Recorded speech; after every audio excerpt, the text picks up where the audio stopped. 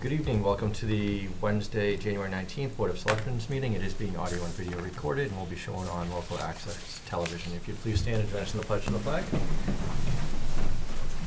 I pledge allegiance to the flag of the United States of America and to the republic for which it stands, one nation, under God, indivisible, with liberty and justice for all. All right. Good evening, everyone. A few months back, our town moderator, Jason Ross, had sent some information on his great-grandfather, Henry Bishop. Denise is going to read a proclamation, giving some background on his life. Thank you. This is a Proclamation of the Board of Selectmen, West Bridgewater, Massachusetts. Whereas Henry Bishop was born on February 26, 1920 in Brockton, Massachusetts, having spent his childhood in Brockton during the Great Depression. Mr. Bishop's family soon moved to West Bridgewater, where he spent the remainder of his life, sadly passing on December 30th, 2013. And whereas Mr. Bishop was well engaged with the local community, having volunteered for the Habitat for Humanity and the West Bridgewater Council on Aging. He was past Chancellor Commander and a lifetime member of the Howard Lodge number 116 and Knights of Pythias in West Bridgewater. And whereas Mr. Bishop was a member of the American Legion Post 91 of East Bridgewater, the Joy Center of West Bridgewater, and was also a member of the First Church in West Bridgewater. And whereas Mr. Bishop faithfully served our country during World War II with the 60th Infantry Regiment, 9th Division of the First Army, where he earned the European African Middle Eastern Theater Campaign Ribbon with 3 major combat stars, the Victory Medal, a Purple Heart, Bronze Star, Croix de Guerre, France, German Occupation Medal, and the Good Conduct Medal. As a young soldier in 1945, his combat unit was sent to help liberate the Buchenwald death camp. Therefore be it resolved, we, the Board of Selectmen of the town of West Bridgewater, do hereby proclaim February 26, 2022, as Henry Bishop Day, in recognition of Henry Bishop for his courageous and selfless nature. We extend our deepest appreciation for all of his years of service to our country and community. In witness whereof, we have hereunto set our hands and caused the great seal of the town of West Bridgewater to be affixed this 19th day of January 2022. The Board of Selectmen, Anthony J. Kinahan, Chairman, Meredith L. Anderson, Vice Chairman, Denise R. Rays, Clerk. Yay, congratulations. Thanks. Thanks for coming in. He accomplished a lot in his lifetime and much to be proud of. Very proud of. Thank you.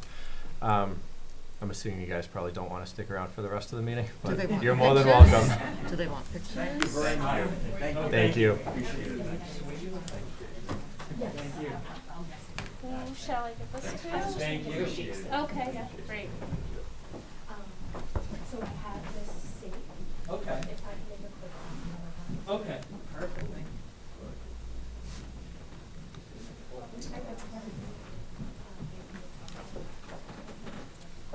Great. Thank you guys. Have a good night.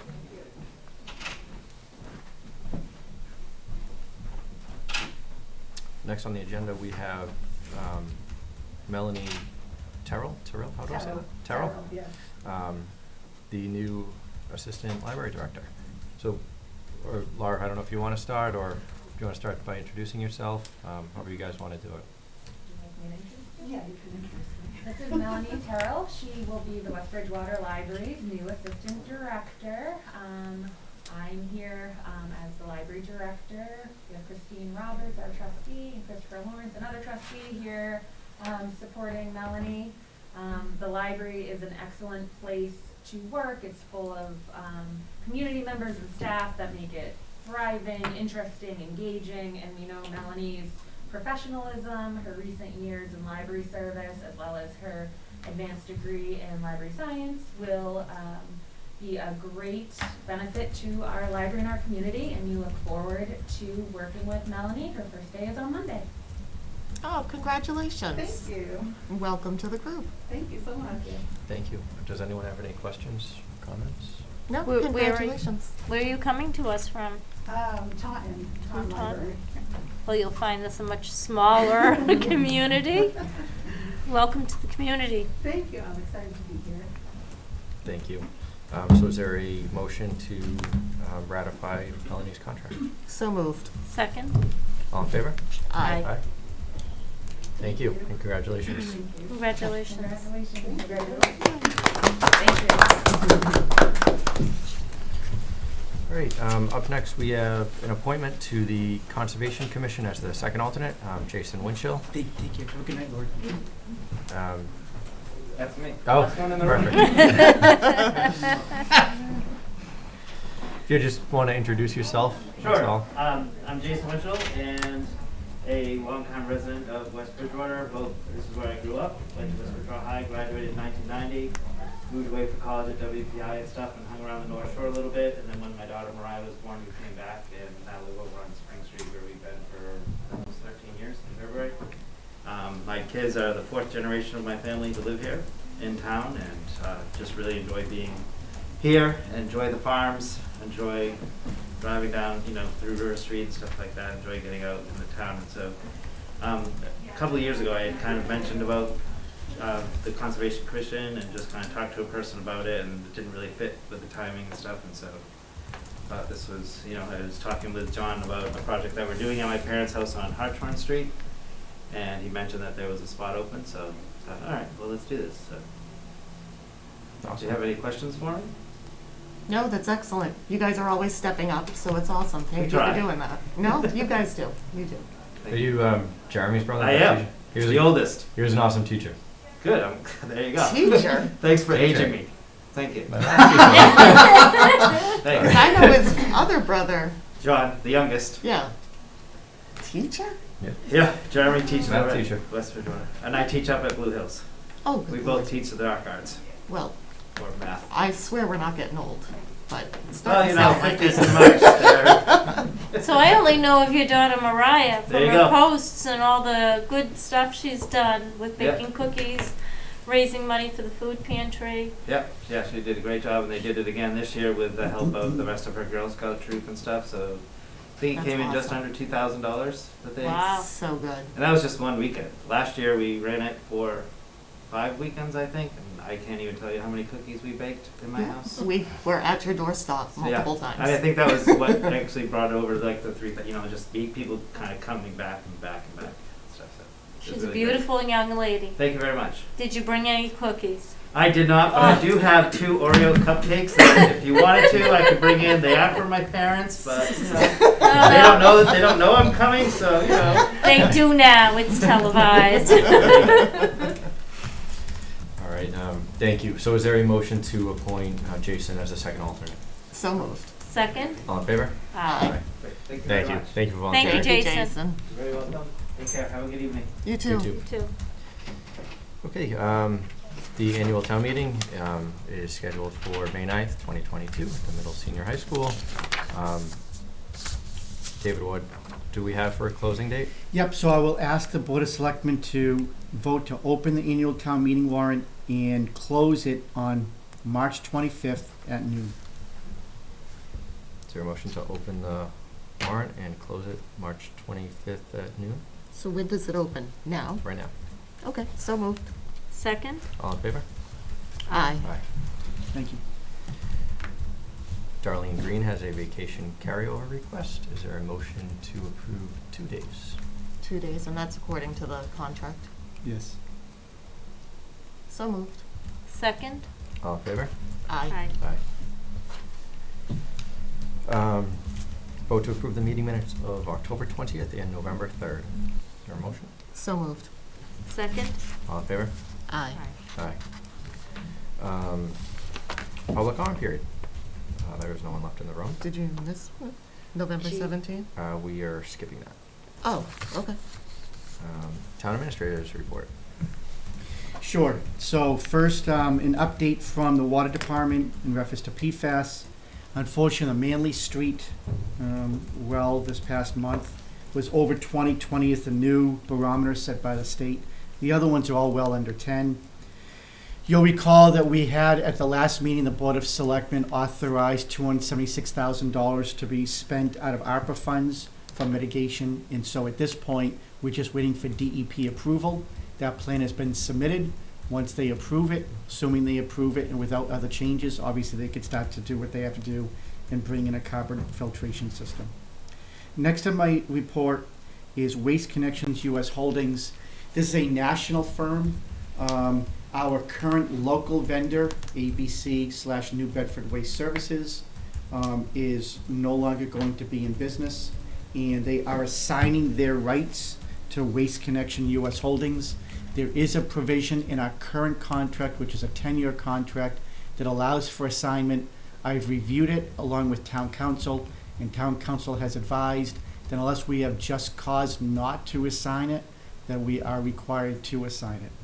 And as such, I would ask for a vote from the board to formally assign the our ABC New Bedford Waste contract from them to Waste Connections US Holdings, Inc., or affiliate.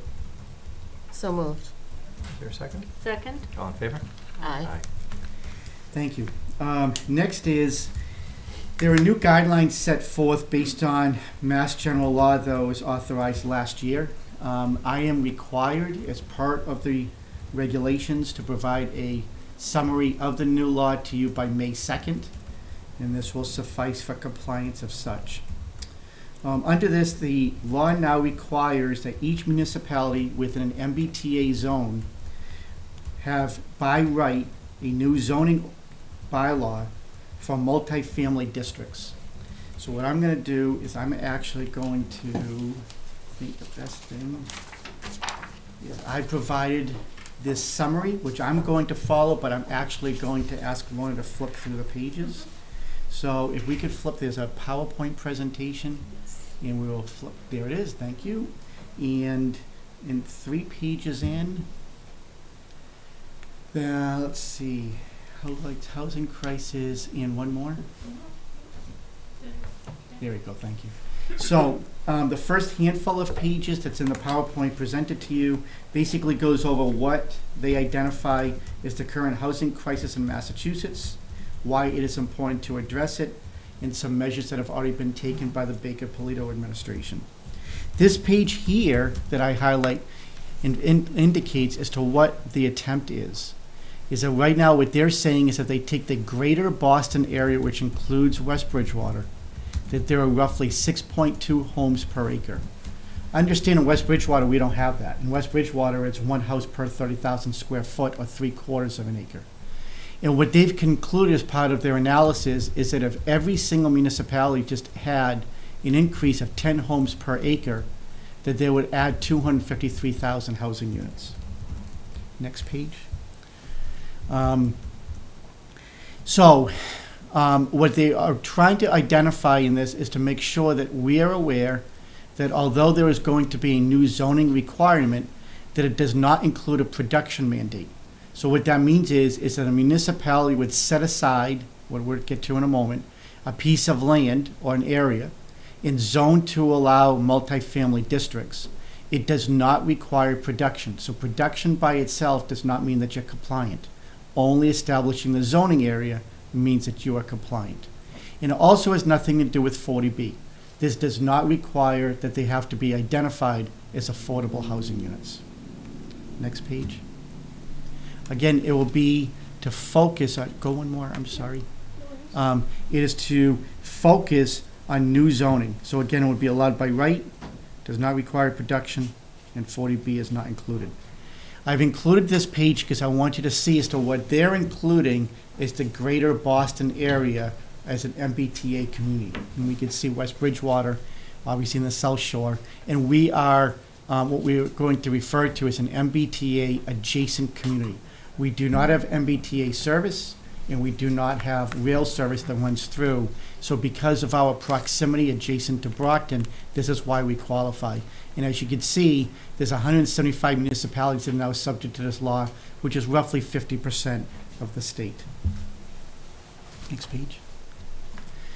Districts that have to be identified on our zoning must comprise of at least 50 acres of land. And it also must have a minimum gross density of 15 units per acre. So think about it. We only allow one house on almost 1 full acre. They want us to allow 15 homes or 15 housing units per acre.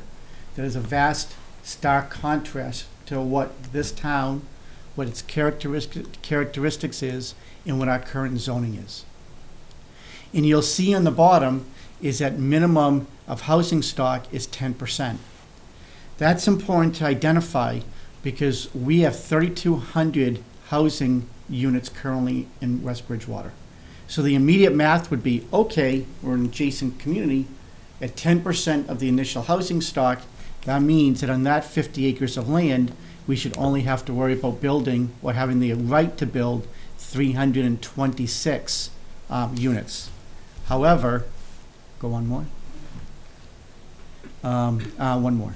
Oh, but there's a minimum capacity. However, the bottom sentence there shows why 750 units is the floor for all communities under this draft regulations.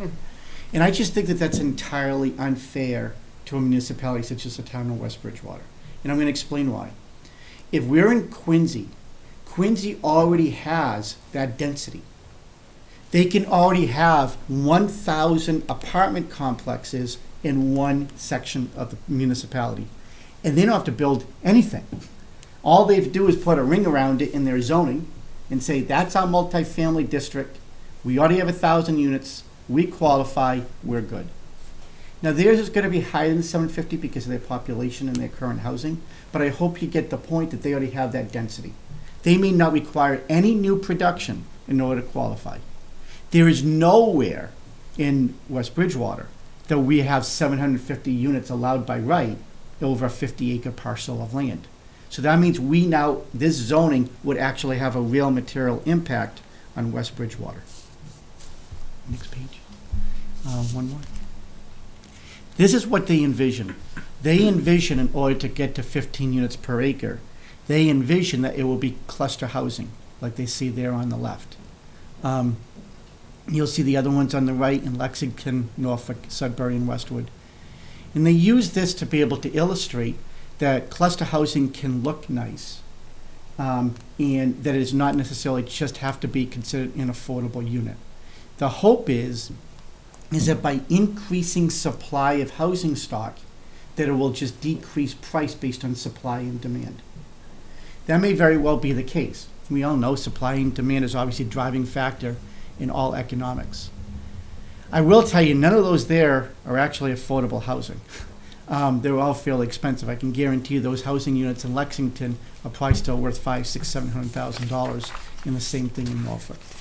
But again, the idea is to increase housing stock. In this page here, the state says that they will make technical assistance available to us, and I'll tell you why that is the case in 1 second. And maybe one more and one more. So the reason I'm doing this presentation to you right now is because I'm required by May 2nd to fill out a form along with corresponding and supporting documentation. And you'll also see that I highlighted that I must address the Select Board, City Council, or Town Council, obviously the Select Board in West Bridgewater. So what we need to do is that I've already reached out to DHCD and I've reached out to OCPC as well. I'm applying for a grant for technical assistance because we don't have a planner and we don't have an engineer. As part of the process, when we identify this minimum 50 acres of land, there are certain restrictions on it. It cannot be age restricted because if there was no age restriction, we could just do a mobile home park and we could say we just achieved it. There is no age restriction. We also have to be able to confirm that whatever parcel of property that we identify that is going to be able to support and substantiate 750 units. So that engineering work that's completed has to prove that there'll be enough water, that there'll be enough sewer, and that you can actually build it, i.e. we didn't pick a 50-acre wet parcel that can never be built. And then we have to actually attest to it under pains of penalty that when we sign it, that we are stating that all of this is true and accurate. And we don't have that expertise here to be able to do. So as a result, I'll apply for some of these grants, and then I will do the best I can to secure technical expertise. My thought process on this is that because we are an MBTA adjacent community, we must do this in order to be compliant by year 2024. So we have some time. The only reason I'm making the presentation tonight is because of the May 2nd deadline. And starting it in February, we're going to have our budget meetings, and I'll just be consumed more with that aspect of time. So I'm making the presentation tonight so I'm currently in compliance. If we are not in compliance at a future date, then there are 3 different grants that are available from the state. A housing initiative grant, capital project grants, and mass works grants. And if we are not in compliance, their tool is that for 10 years, the town will not be able to apply for any of those grants. I've already reached out to the respective areas of the state, because to my knowledge, we've never qualified. We've applied, we've never received any money. So it may very well be as a town that we may say, hey, if we're not going to receive these grants anyway, maybe we don't want to comply. But my recommendation to the board is going to be I'm going to secure the technical assistance. We will go through the process. We will bring something back to the board within the next year. And at that point, I think that we would have to bring it to town meeting. And I think we have full transparency at town meeting that if we apply, that if we comply, this will be the new bylaw. This is what the new bylaws will mean. And this is what we will qualify for under grants going forward. If you choose as a town not to pass those zoning bylaws, then just recognize we're not in compliance, and that as a town we cannot apply for those grants going forward. So that will be before us. I'll secure the technical assistance, and I'll bring something back before you over the next year. If you have any questions, obviously I can answer them. Thank you. No, you're welcome. Thank you. And the last is 200th year anniversary. This is a lot more fun to talk about. We have met with respective department heads. I want to say thank you to Lorna, thank you to Linda. They have really done a lot of work on this. We met with Jerry Lawrence last week, who is the chair of the 200th year anniversary. And so each department, Council on Aging, Police Department, Fire Department, DPW, School, just to name some of them, will roll out some type of an event this year and incorporate the 200th anniversary as part of that event. To kick it off is going to be at your February 16th meeting, because that's the date that the town actually turns 200. And I'll remind the board that that's normally a selectmen meeting, and we're not going to do any selectmen business that night unless it's imperative. We have moved your traditional meeting to the preceding Wednesday, which is February 9th. So you'll have 3 meetings the first 3 weeks of February, two traditional meetings, and then this celebration. So on the 16th, we will meet at the First Church. We will do some proclamations. We have invited all of our state delegation, meaning our state rep and state senator. We've also invited our U.S. reps and our U.S. congressmen as well. And we're going to invite all of our department heads. We've also sent an invite to 3 neighboring towns, Bridgewater, East Bridgewater, and Brockton. And because before 1822, we always say that we were founded in 1656, but that's because the difference between that is that we were part of the Bridgewater, and all of those communities were one. We all separated in 1822, 1823.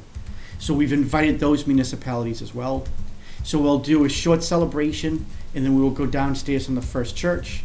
There will be a birthday cake on behalf of the town, and that way people can mingle and talk and just do a small celebration. And then going forward, we will have our events, and as those become a little bit clearer, I'll bring those back to the board as well. Mm-hmm. Sounds good. Thank you, David. Thank you. Okay, with nothing further, is there a motion to adjourn? So moved. Second? All in favor? Aye. Aye.